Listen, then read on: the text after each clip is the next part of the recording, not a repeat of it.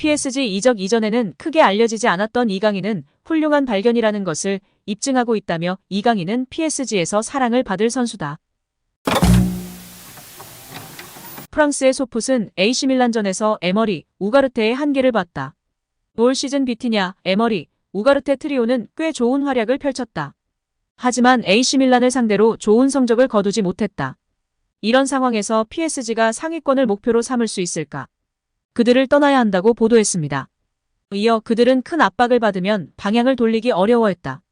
PSG는 중원을 지배하고 컨트롤하고 공을 빼내도록 만들어진 팀이다. 하지만 그들이 많은 압박을 받자 그러지 못했다. 이 부족함을 보완할 수 있는 해결책은 무엇일까? 바로 이강인이라고 강조했습니다. 이강인의 탈압박 능력을 정확히 본 것 같은데요. 이강인의 최고의 장점 중 하나로 꼽히는 탈압박, 볼 간수가 엘리케 중원의 전술의 핵심이라는 설명과 함께 이강인을 언급한 것입니다. 매체는 이강인은 공을 잡는 것을 두려워하지 않고 뒤에 누군가 있어도 뒤돌아보는 것을 두려워하지 않는 매우 능숙한 선수다. 그는 압박에 저항하고 방향을 바꿀 수 있는 능력을 가지고 있다. 10번에 한 번이 아니라 꾸준히 그렇게 한다. 이것이 이강인의 자질이다. 그는 그것을 할 수 있는 기술을 가지고 있다고 설명했습니다. 또 이강인의 이런 능력 때문에 중앙에서 유용할 수 있다. 훌륭한 선수는 혼자서 빛을 낼 수 없지만 팀이 필요로 한다. 팀을 위한 공간을 만들어줄 수 있는 선수가 있어야 한다고 덧붙였습니다. 음바페와 호흡에 대한 의견도 나왔는데요. 최근 음바페와 이강인은 최고의 호흡을 보인 바 있다. 이강인의 킬패스를 음바페가 골로 연결시켰고 음바페가 흘린 공을 이강인이 골로 화답한 장면이 연출됐다고 언급했습니다. 이어 매체는 음바페가 가끔 콤비네이션을 시도하는 모습을 보였지만 PSG는 기술적인 영감을 얻지 못해 함정에 빠졌다. AC밀란이 잘했다. 음바페를 컨트롤하는 방법을 알고 있었다. 이렇게 음바페가 막히면 PSG도 어렵다. 이런 상황에서 음바페를 살릴 수 있는 드리블, 마술, 창의력이 필요하다. 이강인을 제외하고는 이런 모습은 없었다고 강조했습니다. 마지막으로 이 매체는 최전방에 선발로 나선 낭단 콜로 무아니를 강하게 비판했는데요. 이 매체는 콜로 무아니는 다시 한번 경기를 놓쳤다.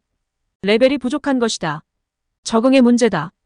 그는 그동안 깊이가 다른 팀에서만 뛰었다. 속도를 활용할 수 있으면 좋은 선수지만 공간이 좁으니 어렵다. 콜로 무아니는 자신의 개인 경기를 하는 것이 아니다. 때문에 더 많은 팀워크 방법을 배워야 한다. 시간이 걸릴 수 있다고 지적했습니다.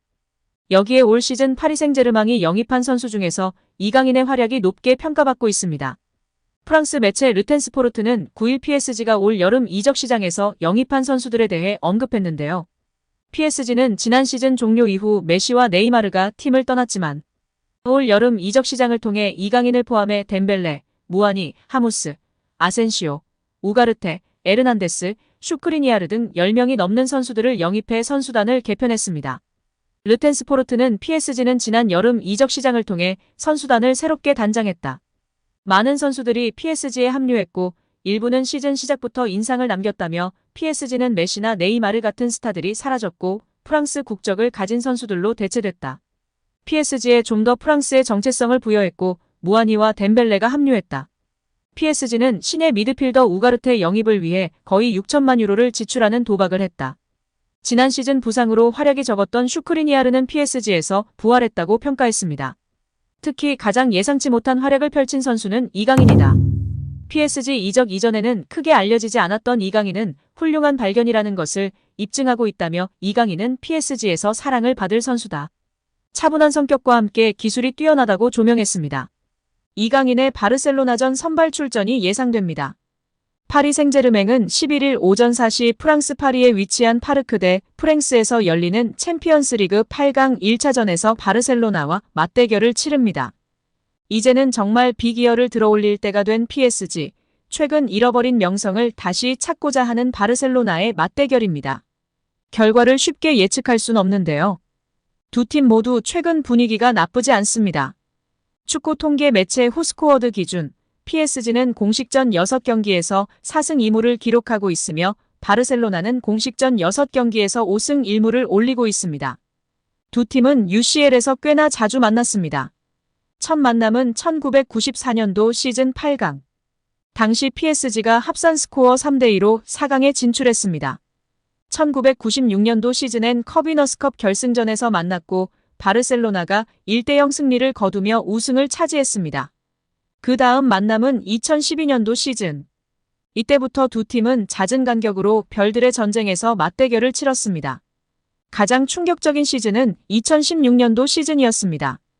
당시 PSG는 홈에서 바르셀로나를 상대로 4대0 완승을 거뒀습니다.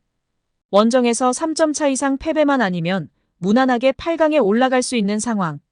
하지만 바르셀로나는 엄청난 공격력을 자랑하며 홈에서 6대1 대승을 거뒀고 합산 스코어를 뒤집었습니다. 하지만 최근 전적에선 PSG가 앞서고 있는데요. 2020년도 시즌 16강에서 바르셀로나를 상대한 PSG. 원정에서 4대1 무난한 승리를 거뒀고 홈에서 1대1로 비기며 8강 진출에 성공했습니다. 결전을 앞두고 지난 주말 클레르몽과 리그 경기를 치른 PSG입니다.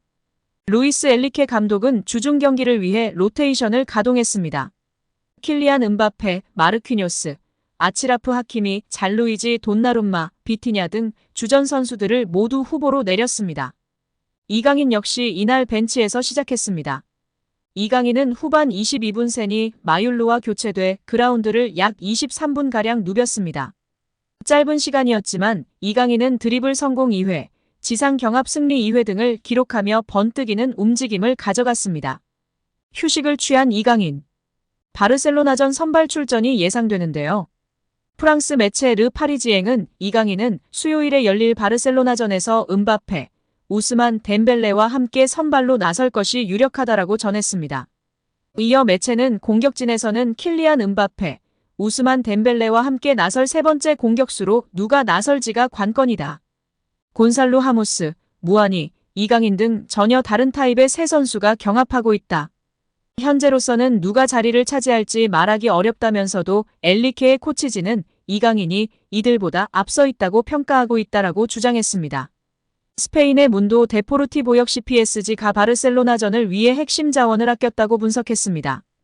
이 매체는 루이스 엘리케는 테나스, 무키엘레, 슈크리니아르, 자그, 솔레르, 마율루, 아센시오, 콜로 무아닉 하무스 등을 선발로 선택했다.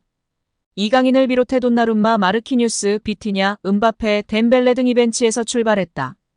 이들이 바르셀로나전 선발진이다고 보도했습니다. 이어 이 매체는 PSG가 클레르몽과 경기에서 2군으로 나섰다. 바르셀로나전에 대비하기 위함이다. 엘리케는 핵심 선수 최대치를 이동시켰다. 바르셀로나전에 선발로 출전할 수 없는 선수들로 선발 라인업을 가동했다. PSG는 바르셀로나를 만나기 전 어떤 모험도 하고 싶지 않았다. 리그앙에서 여유있게 1위를 지키고 있기 때문이라고 덧붙였습니다. 이번 시즌 정말 중요한 챔스의 여정이 시작되고 있고 이제 8강입니다.